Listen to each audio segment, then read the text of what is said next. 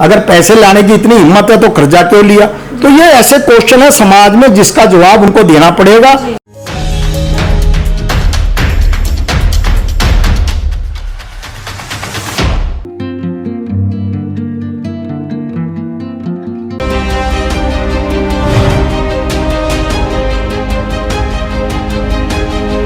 नमस्कार, आप देख रहे हैं MMTV आवाज का खास कार्यक्रम समाज अग्रणी और मैं हूं आपके साथ मानसी। जैसा कि हम सब जानते हैं, महाराजा अग्रसेन जो हॉस्पिटल है वो अग्रवाल समाज से की तरफ से मानवता की सच्ची मिसाल को प्रदर्शित करता है।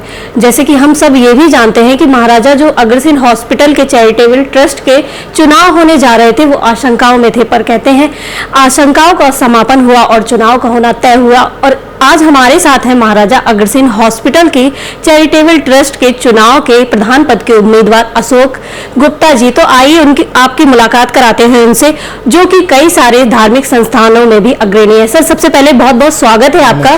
सर, सबसे पहले मैं आपसे ये जानना चाहूंगी, जैसे कि हमारा जो चैनल है, चैनल के जो दर्शक हैं और स्पेशली तौर पर अग्रवाल समाज के जो दर्शक हैं, आप उनको अपने व्यक्तिगत जीवन के बारे में बताइए।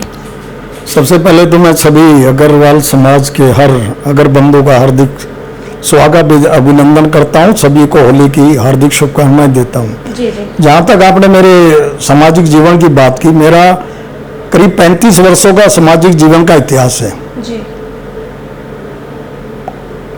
हर बड़ी छोटी बड़ी संस्थाओं में एक अहम पद में रहते हुए मैंने सेवाएं दी। अगर मैं बात करूं अग्रवाल सभा पश्चिम बिहार, उसमें 2 बार महामंत्री, 2 बार अध्यक्ष, और उसके निर्माण में भी मेरा और मेरे परिवार का बहुत बड़ा योगदान है।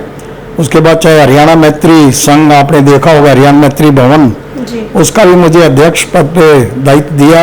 मैंने पूरी निष्ठा से उस काम को किया। भवन आपके सामने है, देखते हैं अगर आपने देखा होगा।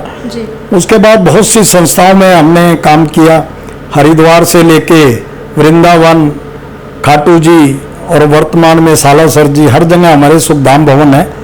मेरी एक अहम भूमिका हरिद्वार के सुखधाम भवन में रही जी।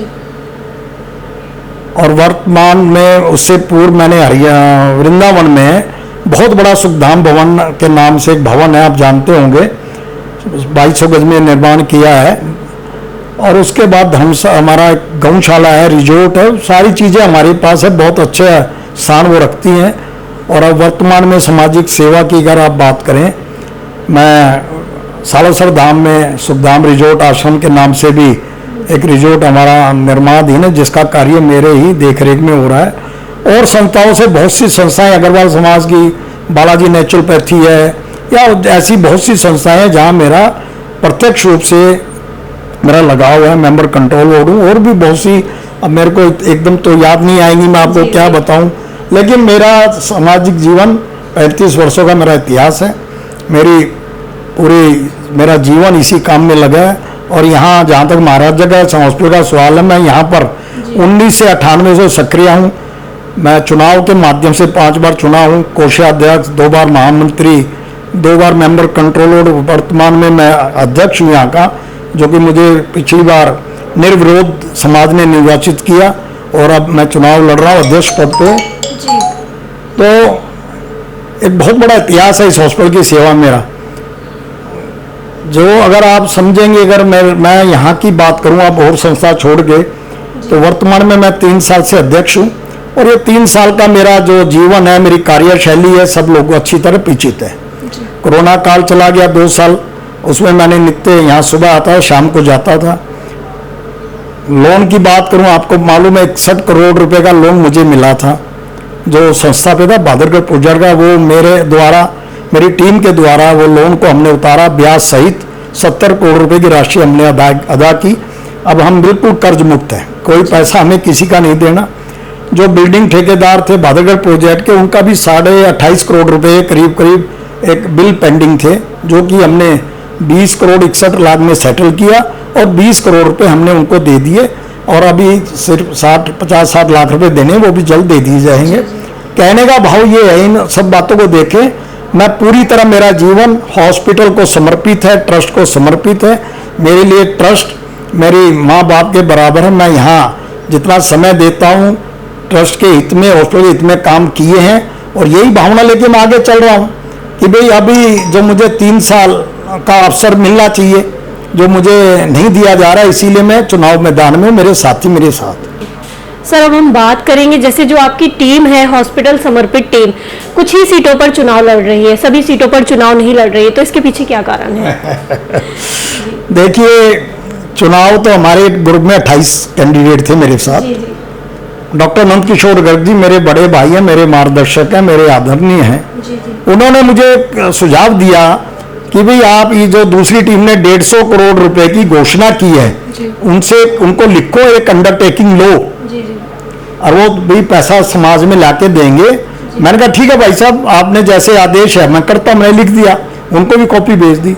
लेकिन उस बात का सुशील गुप्ता जी ने उस जो एक कंसेंट देनी थी उस पर साइन किए, ईश्वर गुप्ता जी ने साइन किए, और वो कॉपी मुझे नहीं दी, ये कह के कि भी कल सुबह विड्रॉल होगा आपका तो आपको दे दी जाएगी। लेकिन वो कल शाम हो गई, नहीं आई, और वो देना भी नहीं चाहते। इससे उनकी मंशा पे शक होता है।